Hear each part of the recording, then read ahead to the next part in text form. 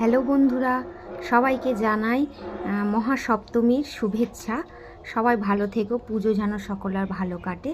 যাই হোক, আর আমি এসেছি দেখো আমাদের পুজো প্যান্ডেলে। এখানে হচ্ছে সপ্তমীর ফোঁটা দিতে।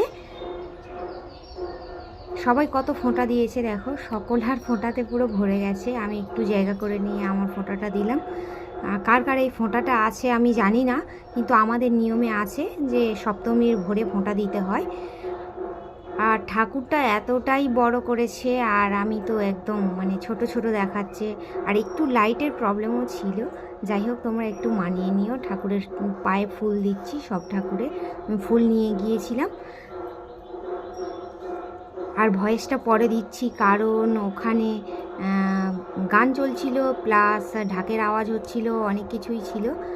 তাও আমি দেওয়ার চেষ্টা করব, ওগুলো শুনতে ভালোই লাগে, খারাপ লাগে না, তাও দেওয়ার আমি চেষ্টা করব।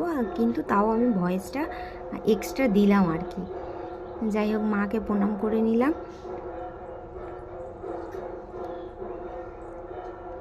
অনেক কিছু মার কাছ থেকে চাওয়ার ছিল। যাই হোক, তোমাদেরকে আর বললাম না কী চাইবো, সেটা মার আর আমার থাক। আর এখানে হোমকুণ্ডুতে সবাই ফোঁটা দিচ্ছিল আর কি, সেখানে চলে এলাম। দেখো এই যে ফোঁটা দিচ্ছি, আর একটা এই যে কাকিমাটা দিচ্ছিল ফোঁটা। ইনি হাত দিয়ে দিচ্ছিল কেন জানি না, কিন্তু এটা একটা ওই যে ফল হয়, কি ফলের নামটা আমি ঠিক বলতে পারবো না, কিন্তু দুর্গা টেপি বলে আর কি আমাদের এখানে। যাই হোক, সবাই ফোঁটা দিচ্ছিল, ফোঁটাটা সেরে নিলাম সকাল সকাল।